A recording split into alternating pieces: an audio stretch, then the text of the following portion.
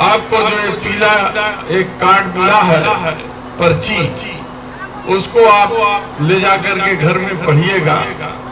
क्योंकि इसलिए मैं कह रहा हूं पढ़ने के लिए कि आपके बीच में वो समाज के वो सब ठेकेदार आएंगे जो आपके नाम पर तो आपकी राजनीति करते हैं, लेकिन जब न्याय दिलाने की बात आती है तो मात्र घर परिवार को छोड़ करके उनको राजभर समाज का एक भी बेटा याद नहीं आता है। राजभर समाज आज अगर क्षेत्र में घूम जाइए तो हर गांव से भी दूर से ही नजर आ जाएगा कि ये राजभर समाज का घर है, क्योंकि वो संघर्षशील लोग हैं, कभी झुके नहीं हैं साथी। इसलिए मैं आपसे कहना चाहता हूं साथी, राजभर समाज हमारे ही विधानसभा क्षेत्र में जितना आप लोग यहाँ पर है उससे ज्यादा संख्या में हमारे विधानसभा क्षेत्र में। और एक समय था कि 15-15 गांव के प्रधान हमारे राजभर समाज के होते, वो राजनीति तय करते थे कि चिरईगांव विधानसभा की राजनीति किस करवट बैठेगी, कौन विधायक होगा कौन विधायक नहीं होगा। जब मैं पहली बार नौजवान था और 93 में मैं चुनाव विधानसभा का लड़ रहा था, तो 14 हमारे जो राजभर समाज के जो हमारे प्रधान हैं, जैसे अपने बच्चे को गोद में बैठा करके राजनीति कराते हो, उसी तरीके से हमको राजनीति का कटहरा अगर कहीं से सिखाया है तो राजभर समाज के उन तमाम हमारे प्रधानों ने किया है।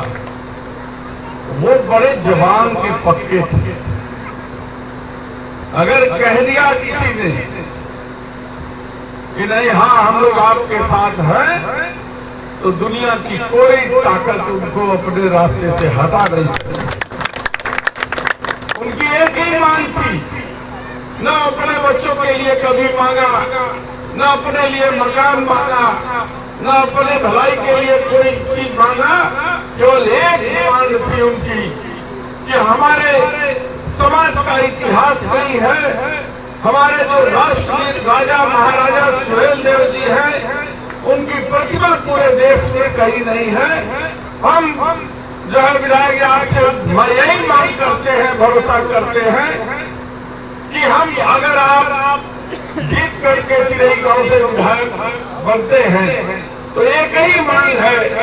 कि हमारे समाज के जो मुखिया हैं, हमारे राष्ट्रवीर हैं, जो महाराजा सुहेलदेव जी हैं, उनकी प्रतिभा जरूर लगाइएगा, ताकि हमारे समाज के बच्चे ये जान सके कि हमारे भी समाज में कोई ऐसा वीर हुआ करता था जिसने अंग्रेजों से लोहा लेने का काम किया और जो है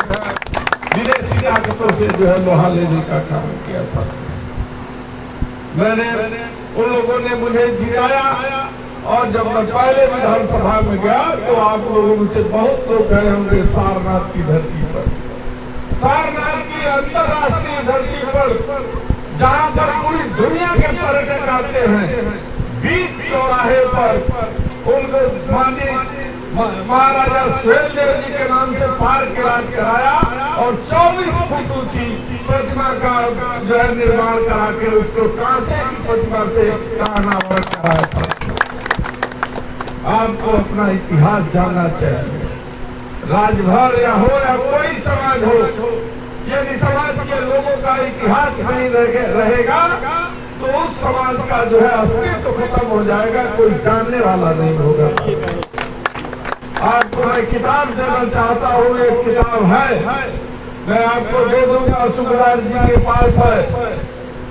पिताजी हमारे थे, आज दुनिया में नहीं है। उन्होंने घूम करके जब डिमांड हुई कि महाराजा सुहेलदेव की किस कोई फोटो जो है कहीं मिल जाए, तो हमारे इतिहासकार लोग जिस पंडित जी को आप कर रहे हैं वही लोग इतिहास लिखने वाले थे। उन लोगों ने एक लाइन भी हमारे महाराजा सुहेलदेव के बारे में नहीं लिखा। कैसे कैसे मैं हासिल होते हुए भी तमाम उत्तर प्रदेश के लाइब्रेरियों को मैंने खुजवा करके जाके बहराइच के एक लाइब्रेरी में महाराजा सुहेल देव के जहाँ साम्राज्य था वहाँ पे जाकर के एक फोटो मिली साथियों। तो उस फोटो को नकल करके मैंने महाराजा सुहेल देव की मूर्ति बनवाई। उस बात पर पिताजी हमारे थे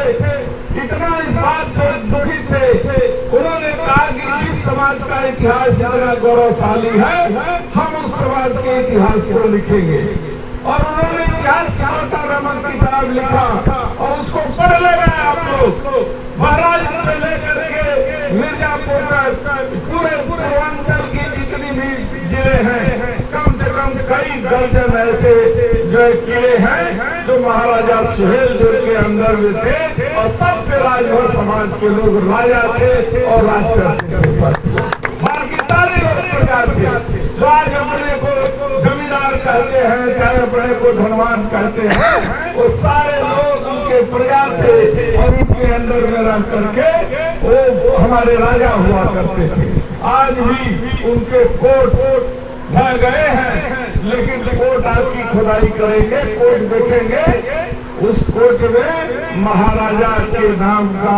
चिन्ह जो है राज और समाज का मिलेगा। हमारे पिताजी ने लगभग 10 साल चल करके पैदल चल करके गाड़ी से मोटर से जा करके